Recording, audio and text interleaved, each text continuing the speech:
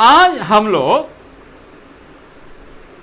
परमेश्वर की दूसरी वाचा के बारे में देखने जा रहे हैं, जिसे उसने आदम के साथ पुनः बांधा था।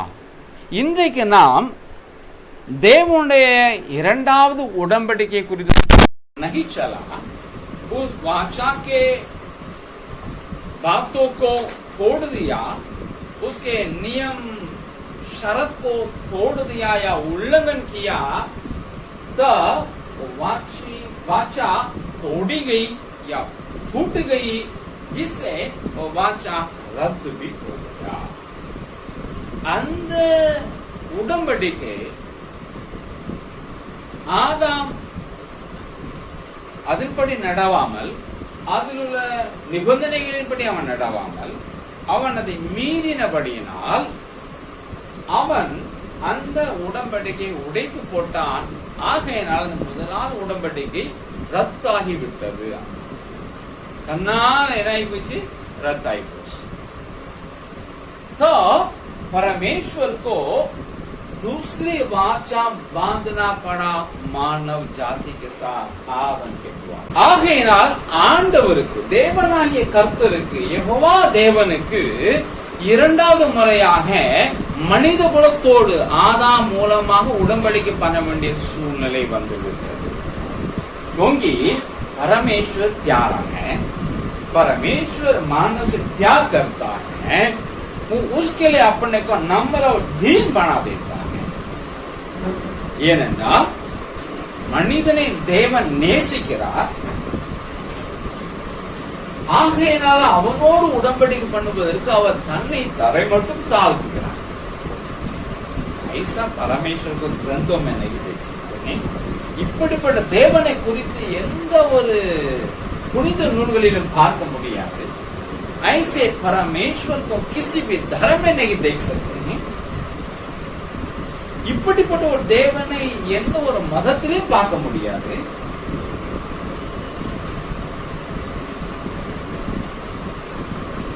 वो परमेश्वर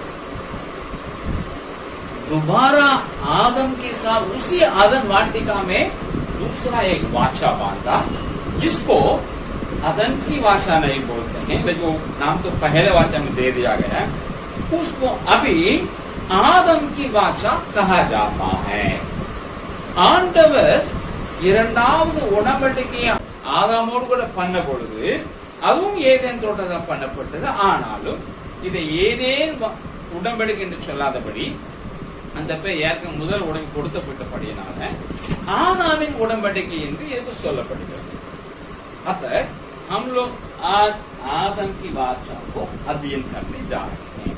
ஆகையால் இன்றைக்கு நாம் ஆதாமின் உடன்படிக்கையை குறித்து நாம் அறிய போகிறோம், ஆராய போகிறோம், கற்றுக்கொள்கிறோம்। ये वाचा की बातों को उत्पत्ति की पुस्तक 3 अध्याय 14 से लेकर के 21वां वचन तक நாம் पढ़ेंगे, उसमें दर्ज है। இந்த உடன்படிக்கை குறித்து ஆதியாகமம் 3வது அதிகாரம் 14 முதல் 21 வசனங்கள் வரை உள்ள வசனங்களில் எழுதி இருக்கிறது। நான் पहले हम हिंदी में पढ़ेंगे, उसके बाद हम तमिल में भी पढ़ेंगे। முதலாவது ஹிந்தியிலையும் பின்னதாக தமிழில் வாசிக்கிறேன்। उत्पत्ति 3 अध्याय 14 से लेकर के 21 तक। तब यहोवा परमेश्वर ने सबसे कहा, तूने जो यह किया है इसलिए तू सब घरेलू पशुओं और सब बनेले पशुओं से अधिक शापित है। तू पेट के बल चला करेगा और जीवन भर मिट्टी चाटता रहेगा, और मैं तेरे और इस स्त्री के बीच में और तेरे वंश और इसके वंश के बीच में बैर उत्पन्न करूंगा। वो तेरे सिर को कुचल डालेगा और तू उसकी एड़ी को डसेगा।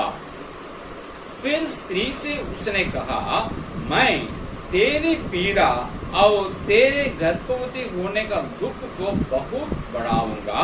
तू पीड़ित होकर बालक उत्पन्न करेगी और तेरी लालसा तेरे पति की ओर होगी और वो तुझ पर प्रभुता करेगा।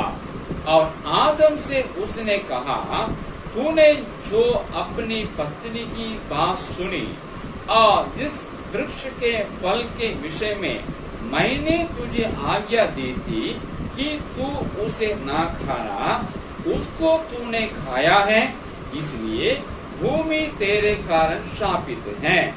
तू उसकी उपज जीवन भर दुख के साथ खाया करेगा और वो तेरे लिए कांटे और ऊंट कठारे उगाएगी और तू खेत की उपज खाएगा और अपने माथे के पसीने की रोटी खाया करेगा और अंत में मिट्टी में मिल जाएगा, क्योंकि तो उसी में से निकाला गया है। तो मिट्टी तो है और मिट्टी ही में फिर मिल जाएगा। आदम ने अपनी पत्नी का नाम हव्वा रखा, क्योंकि जितने मनुष्य जीवित हैं उन सब की आदि माता वही हुई।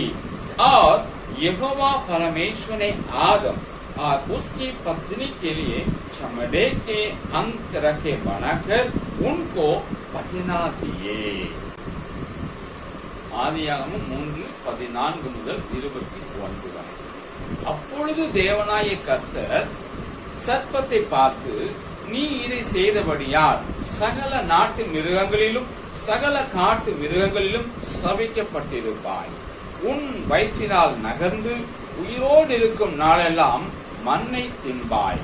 உனக்கும் ஸ்திரீக்கும் உன் வித்துக்கும் அவள் வித்துக்கும் பகை உண்டாக்குவேன். அவர் உன் தலையை நசுக்குவார், நீ அவர் குதிங்காலை நசுக்குவாய் என்றார். அவர் ஸ்திரீயை நோக்கி, நீ கர்ப்பவதியாய் இருக்கும் போது உன் வேதனையை மிகவும் பெருக பண்ணுவேன். வேதனையோடு பிள்ளை பெறுவாய். உன் ஆசை உன் புருஷனை பற்றி இருக்கும், அவன் உன்னை ஆண்டு கொள்ளுவான் என்றார். பின்பு அவர் ஆதாமை நோக்கி, நீ உன் மனைவின் வார்த்தைக்கு செவி கொடுத்து புசிக்க வேண்டாம் என்று நான் உனக்கு விலக்கின விருட்சத்தின் கனியை புசித்தபடியினாலே பூமி உன் நிமித்தம் சபிக்கப்பட்டிருக்கும். நீ உயிரோடு இருக்கும் நாளெல்லாம் வருத்தத்தோடு அதன் பலனை புசிப்பாய். அது உனக்கு முள்ளும் குறுக்கும் முளைப்பிக்கும். வெளியின் பயிர் வகைகளை புசிப்பாய். நீ பூமியிலிருந்து எடுக்கப்பட்டபடியால் நீ பூமிக்கு திரும்ப மட்டும் உன் முகத்தின் வேர்வையால் ஆகாரம் புசிப்பாய். நீ மண்ணாய் இருக்கிறாய், மண்ணுக்கு திரும்புவாய் என்றார். ஆதாம் தன் மனைவிக்கு ஏவாள் என்று பெயரிட்டான், ஏனெனில் அவள் ஜீவனுள்ளோருக்கெல்லாம் தாயானவள். தேவனாகிய கர்த்தர் ஆதாமுக்கும் அவன் மனைவிக்கும் தோல் உடைகளை உண்டாக்கி அவர்களுக்கு उड़तीनार। हम लोग इसको 3 शीर्षक में अध्ययन करेंगे। नंबर 1